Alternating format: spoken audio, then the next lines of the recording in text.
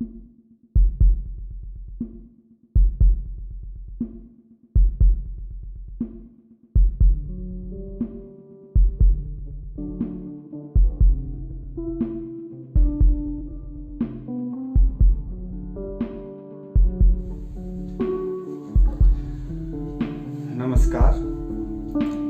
Goswami online class में आप सबका पुनः हार्दिक स्वागत है।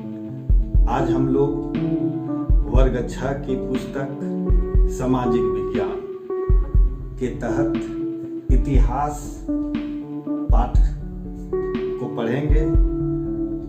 इतिहास के अध्याय 1 कब, कहाँ और कैसे, इसके बारे में आज हम लोग जानेंगे। इतिहास क्या है, आखिर इतिहास हमें पढ़ना क्यों जरूरी है, आज हम आपके बीच में इन सारी बातों को रखेंगे। तो सर्वप्रथम हम लोग यह जानते हैं कि आज दुनिया खूब तरक्की कर ली है, खूबसूरत सड़कें बन गई है, ऊंची ऊंची इमारतें बन गई है, आधुनिक समाज की प्रगति का मानक बन गया है। लेकिन क्या यह विकास रातों रात हुआ है? नहीं। इंसानों ने बैलगाड़ी से लेकर हवाई जहाज तक की विकास की यात्रा एक दिन में पूरी नहीं की होगी। यहाँ तक पहुँचने के लिए उन्हें हजारों साल लगे होंगे। एक दिन की घटना की जानकारी के लिए हम लोग समाचार पत्र पढ़ते हैं, रेडियो पे न्यूज सुनते हैं, टेलीविजन का सहारा लेते हैं। लेकिन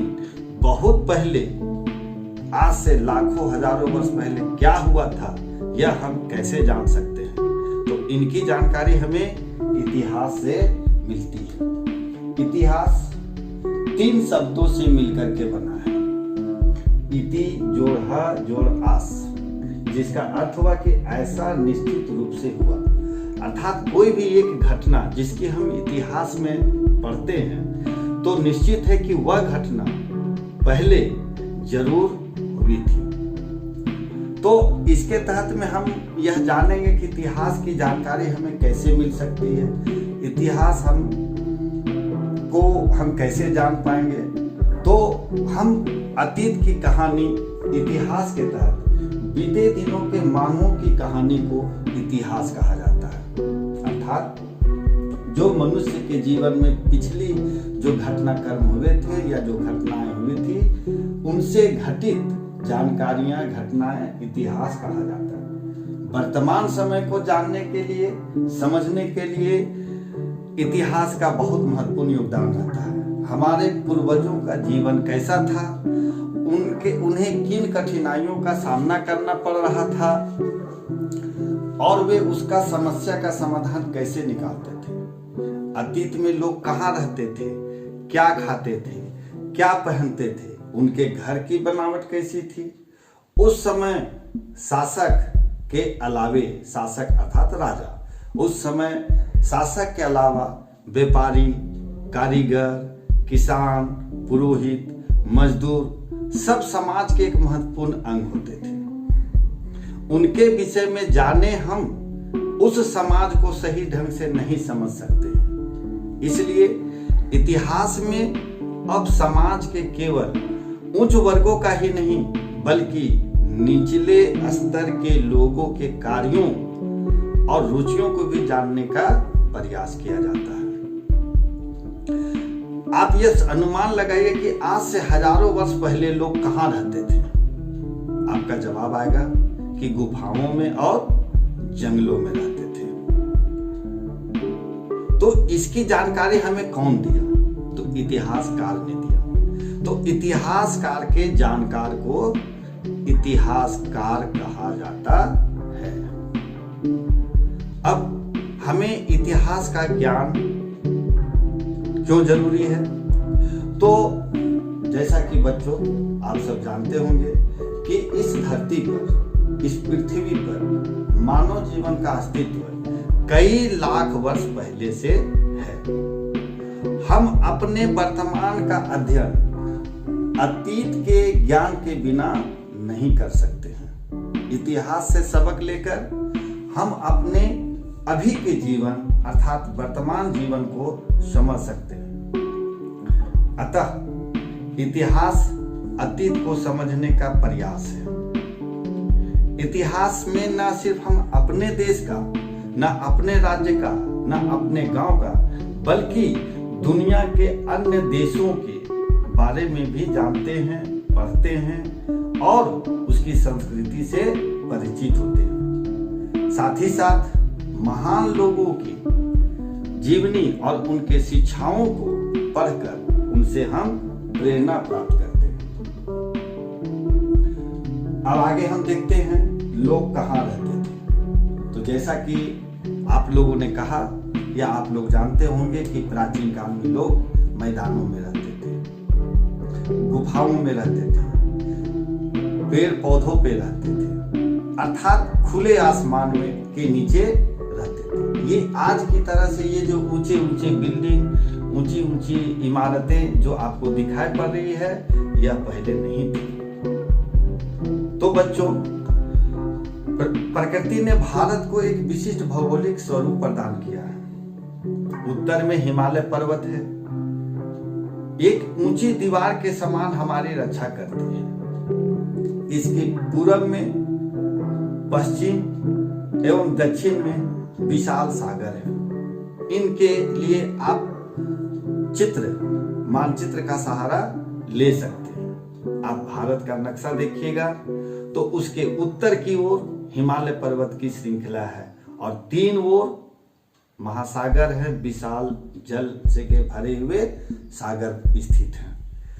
तो लाखों लोग, पहले लोग इन्हीं सागरों के किनारे, नदियों के किनारे लोग रहते थे और अपने भोजन के लिए वे जड़ों, फलों तथा जंगल के अन्य उत्पादकों का संग्रह करते थे।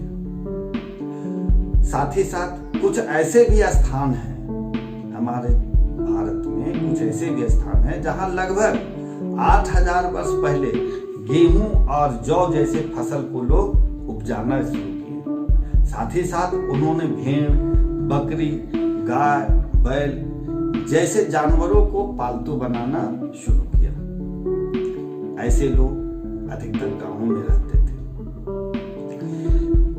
आपको भारत के नक्शे में जब आप देखेंगे तो उत्तर पूर्व में गारो तथा मध्य भारत में विंध्य की पहाड़ियां, इन क्षेत्रों का आप चित्र के माध्यम से देख सकते हैं। ये कुछ ऐसे क्षेत्र थे जहां कृषि का विकास हुआ, अर्थात खेती का विकास हुआ, जहां सबसे पहले चावल उपजाया गया।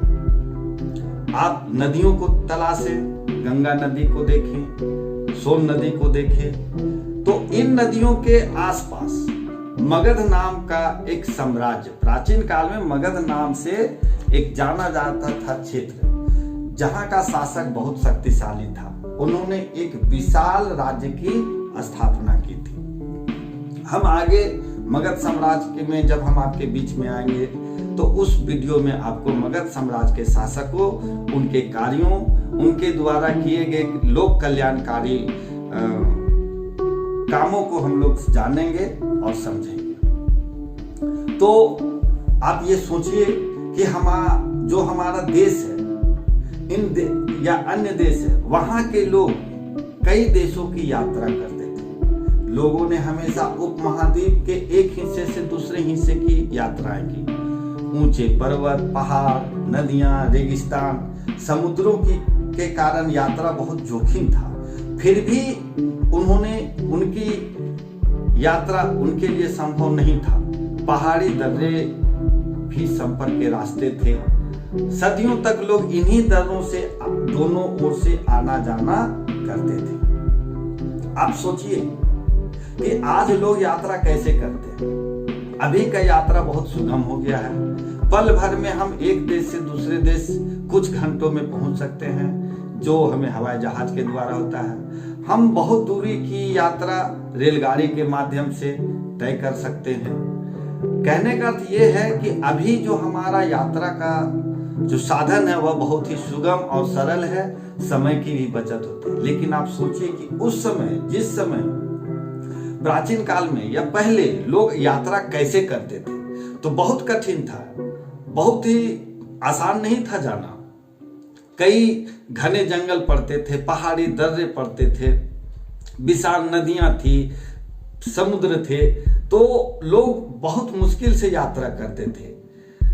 साथ ही साथ व्यापारी वर्ग भी जो है, तो कभी कभी एक स्थान से दूसरे स्थान जाने के लिए व्यापारी अपने सामग्रियों को बेचने, खरीदने, कच्चा माल लाने, कच्चा माल पहुंचाने के लिए नाव का प्रयोग करते थे, हवाई जहाज का प्रयोग करते थे। साथ ही साथ धार्मिक गुरु लोगों की शिक्षा और सलाह वे एक गांव से दूसरे गांव जा करके देते थे। इन सभी यात्राओं से लोगों को एक दूसरे के विचारों को, वहां के संस्कृति को, वहां के रहन सहन को, एक दूसरे देशों के खान पान, रहन सहन, धर्म, अन्य परंपरा की जानकारी प्राप्त होती थी। तो ये हमारी कुछ इतिहास की घटनाएं थी, ये कुछ इतिहास के जानने के साधन हैं, कुछ कारण हैं। अब आइए हमारा देश भारत। तो हमारे देश का नाम क्या है? तो आप बताएंगे भारत। कोई कहता है हिंदुस्तान, कोई कहता है इंडिया। चलिए हम अपने देश के बारे में जानते हैं कि अपना देश हमारा इंडिया या भारत या हिंदुस्तान के नाम से जाना जाता है। तो इंडिया जो शब्द निकला है वह इंडस शब्द से निकला। इंडस, जिसे संस्कृत में हम सिंधु कहते हैं। ईरानी और यूनानी ने सिंधु को हिंदोस अथवा इंडोस, और इस नदी के पूर्व में स्थित भूमि जो थी उस भूमि को उन्होंने इंडिया कह दिया। भारत का नाम प्रयोग उत्तर पश्चिम में रहने वाले लोग एक समूह के लिए किया जाता है, जिसका उल्लेख वेद, ऋग्वेद में भी मिलता है। अरबों ने हमारे इस देश की धरती को अल हिंद और तुर्कों ने हिंदुस्तान कह के पुकारा। तो आप समझ गए बच्चों कि हमारे देश का कई प्रचलित नाम थे, जैसे इंडिया, भारत, इंडोस, साथ ही साथ में अल हिंद और हिंदुस्तान। तो अल हिंद किसने कहा? अरबों ने। हिंदुस्तान किसने पुकारा? तो तुर्कों ने।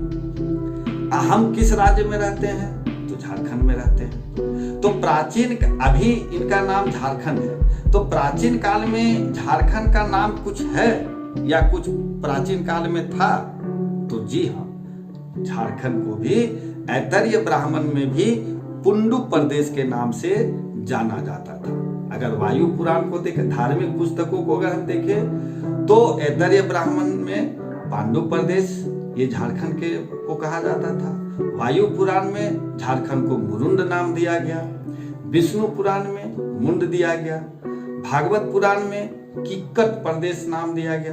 अब जैसा कि एक धार्मिक ग्रंथ हमारा महाभारत है, तो महाभारत में इसे पुंडरिक देश भी या पुंडरिक देश या पशु भूमि भी कहा गया। तो बच्चों, हमारा देश भारत है। तो भारत एशिया, दक्षिण एशिया में स्थित है और भारतीय उपमहाद्वीप का यह सबसे बड़ा देश है। भारत के भौगोलिक दृष्टि से विश्व में 7वां और जनसंख्या की दृष्टि से दूसरा सबसे बड़ा देश है।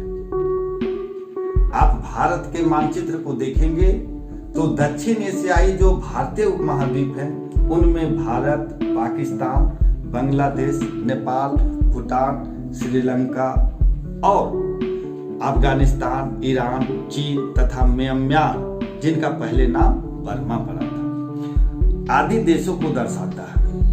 दक्षिण एशिया आकार में एक बहुत ही छोटा महाद्वीप है। आप महाद्वीप के बारे, महाद्वीप या महादेश के बारे में जानते होंगे। सबसे बड़ा महादेश या छोटा महादेश के बारे में आपने जानकारी पहले प्राप्त की होगी। तो दक्षिण एशिया आकार में एक महाद्वीप से भी छोटा है, लेकिन विशालता तथा एशिया महाद्वीप के शेष भाग समुद्र, पहाड़ियों तथा पर्वतों द्वारा बटे होने के कारण इसे प्रायः उपमहाद्वीप कहा गया। अब हम आगे चलते हैं बच्चों। काल निर्धारण। काल के आधार पर इतिहास को 3 भागों में बांटा गया। जब हम इतिहास की बात कर रहे हैं तो समय के आधार, काल अर्थात समय के निर्धारण जब किया गया तो समय के आधार से काल को 3 भागों में बांटा गया। पहला आता है प्रागैतिहासिक काल, दूसरा आता है ऐतिहासिक काल और तीसरा आता है आद्य ऐतिहासिक काल। अब ये क्या है? प्रागैतिहासिक काल का समय क्या है, ऐतिहासिक काल का समय क्या है, या आद्य ऐतिहासिक काल क्या है? तो लिखने की कला सीखने के पहले भी मानव लाखों वर्ष पहले इस धरती पर रह चुका है। जब हमने लेखन सीखा तो उसके पहले भी मनुष्य यहाँ रहते थे, लेकिन जिस काल में मनुष्यों का कोई लिखित साक्ष्य नहीं होता। कहने का अर्थ यह हुआ बच्चों कि जब लिखने की कला सीखने के पहले मनुष्य इस धरती पर रहा था उस समय का कोई अभी लिखित साक्ष्य नहीं है, कोई सबूत नहीं है, उसे हम प्रागैतिहासिक काल कहते हैं। बाद में मानवों ने लिखना शुरू किया तो मानव की प्रगति की कहानी उस भाग को जिसमें कोई लिखित विवरण मिलता है कि वे मनुष्य कैसे रहते थे, उनका रहन सहन कैसा था, उनका खान पान क्या था, उनका पेशा क्या था, वे क्या व्यापार करते थे, इसका जो लिखित है, जहां हमें लिखित साक्ष्य मिलते हैं, लिखित विवरण मिलते हैं, उसे हम आद्य ऐतिहासिक काल कहते हैं। लेकिन आद्य ऐतिहासिक काल जो है जिसके लिखित साक्ष्य मिले हैं उसे अब तक पढ़ा जा नहीं सका, अर्थात उसकी लिपि, उसकी भाषा उस समय जो प्रचलित थी उस भाषा को हम लोग आज तक भी नहीं पढ़ पाए। अब आते हैं हम अतीत की जानकारी अर्थात इतिहास। तो प्राचीन समय में जो भी घटनाएं घटी या जो भी अतीत की बातें आई उसके हमें उल्लेख कहाँ मिलता है, हमें उसकी जानकारी कहाँ मिलती है, अर्थात इतिहास के जानने के हमें स्रोत क्या है। तो बच्चों जैसा कि जानते हैं कि पांडुलिपि, सिक्के, अभिलेख, पुस्तकों में धार्मिक भी हो गए, स्मारक, प्राचीन काल की इमारतें हो गए, सभ्यताओं के अवशेष और साहित्यिक में आपका धार्मिक भी पुस्तक हो गए या गैर धार्मिक साहित्य भी हो गए। तो पहले अतीत के जानने के कई माध्यम हैं जिसकी सहायता से हम हजारों साल पहले की बात को जान सकते हैं। तो सबसे प्रमुख साधन क्या है? पुस्तक। तो पुस्तक एक प्रमुख माध्यम है। उस जमाने में आज की तरह प्रिंटिंग मशीन नहीं था जहां पुस्तकों की छपाई होती थी, इसलिए उस समय जो किताबें लिखी जाती थी वह हाथों से लिखा जाता था, जिसे हम पांडुलिपि कहते हैं। जो हाथ से लिखा हुआ है उसे हम पांडुलिपि कहते हैं। पांडुलिपि को अंग्रेजी भाषा में मैन्यूस्क्रिप्ट कहा जाता है। मैन्यूस्क्रिप्ट जो लैटिन शब्द मेनू से बना है, मेनू का अर्थ हुआ हाथ। तो ये पांडुलिपियां प्रायः आज की तरह कागज में नहीं बल्कि ताड़ पत्रों अथवा हिमालय के क्षेत्र में उगने वाला बूर्च नामक पेड़ के छाल में विशेष रूप से तैयार भोजपत्र पर लिखी जाती है, अर्थात ताड़ के पत्तों में या भोजपत्रों में हाथ से हम उस समय लिखा जाता था। इतने वर्षों में कई पांडुलिपियां नष्ट हो गई, लेकिन कुछ पांडुलिपियां आज भी संग्रहालयों में सुरक्षित रखा गया है। अब इतिहास के और जानकारी हमें प्राप्त करनी है तो जानकारी के लिए पुस्तक एक सशक्त माध्यम है, जैसा मैंने भी पहले बताया। तो पहले प्राचीन में अगर कुछ ग्रंथों महाकाव्यों के या पुराणों की बात करें तो वेद भारत का सबसे पुराना ग्रंथ है। वेद 4 हैं। पहला है ऋग्वेद, सामवेद, यजुर्वेद, और अथर्ववेद। तो उपनिषद, महाकाव्य, आप बच्चों आपको जानकारी होनी चाहिए कि रामायण और महाभारत 2 महाकाव्य हैं। इसके अतिरिक्त पुराण, बौद्ध और जैन धार्मिक साहित्यों से भी हमें इतिहास की जानकारी प्राप्त होती है। इसमें धार्मिक मान्यताओं, व्यवहारों, उस समय के राजाओं की जीवन शैली, उनकी जिंदगी, उस समय की व्यापार, औषधियों की चर्चा हम करते हैं। एक और पुस्तक है जो आचार्य चाणक्य ने लिखी है और उस पुस्तक का नाम है अर्थशास्त्र।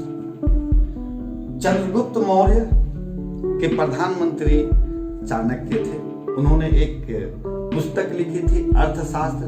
तो अर्थशास्त्र में भी कई इतिहास की जानकारियां संग्रहित है, लिखी हुई है। इसके अलावा कश्मीरी कवि कल्हण की राजत रंगनी जैसी गैर धार्मिक पुस्तक भी हैं जो भारतीय इतिहास को समझने में हमें मदद करती है। साथ ही साथ कई विदेशी लेखकों ने भी भारत के इतिहास को लिखा है।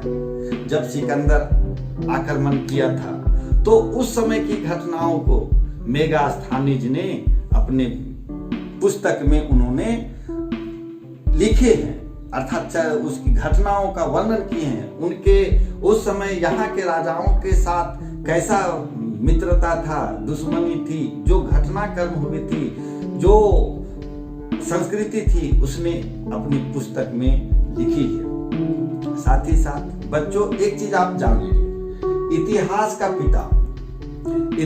का पिता किसे कहा जाता है? तो यूनान के प्राचीन लेखक हेरोडोटस को इतिहास का पिता कहा जाता है। क्यों कहा जाता है?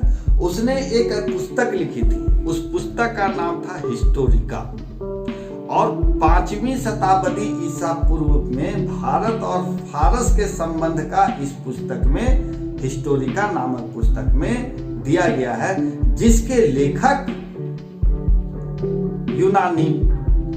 यूनान के रहने वाले लेखक हेरोडोटस हैं। इसके अलावा और भी आप जानिए कि सम्राट अशोक मगध साम्राज्य का बहुत ही प्रतापी, बहुत ही विद्वान और महान शासक सम्राट अशोक थे, जिनके बारे में आपने कलिंग युद्ध पढ़ा होगा। तो सम्राट अशोक के उत्कीर्ण लेखों में सबसे प्राचीन माना गया। तो उनके द्वारा जो लिखे हुए अभिलेख थे, उनकी लिपि ब्राह्मी, खरोष्टी, अरामैक लिपि में है। और अशोक के अभिलेख को सबसे पहले पढ़ने का जो श्रेय जाता है वह जेम्स प्रिसेप को जाता है, और यह 1837 ईस्वी में उन्होंने अशोक के अभिलेखों को उन्होंने पढ़ा था। बच्चों, हमें इतिहास की जानकारी के लिए अन्य भी साधन हैं। तो प्राचीन भारत के जो भी इतिहास के बारे में हमें जो जानकारियां प्राप्त होती है वह पुरातत्व विभाग के द्वारा जुटाए गए सबूतों से मिलती है। प्राचीन काल में के अवशेषों के अध्ययन को पुरातत्व विज्ञान कहा जाता है। पुरातत्व विज्ञान, इसमें कई अवशेषों के स्मारक, सिक्के, मिट्टी के बर्तन, पत्थर तथा धातु के औजार, प्रतिमा इत्यादि अन्य चीजें शामिल हैं। बच्चों, आप अपनी इतिहास की पुस्तक में पृष्ठ संख्या 6 और 7 में कुछ चित्र दिए गए हैं, जिसे आप देख सकते हैं। तो स्मारक में प्राचीन इमारतें और मूर्तियां आती है। इनसे विभिन्न युगों के सामाजिक, धार्मिक और आर्थिक परिस्थितियों की जानकारी मिलती है। शिलाओं, खंभों, पत्थर की औजारों या मिट्टियों तथा पत्थर के छोटे फलकों में उकेरे गए लेख भी हमें जानकारी के महत्वपूर्ण इतिहास के माध्यम हैं।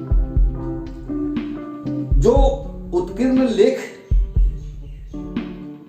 के अध्ययन को एपिग्राफी भी कहा जाता है।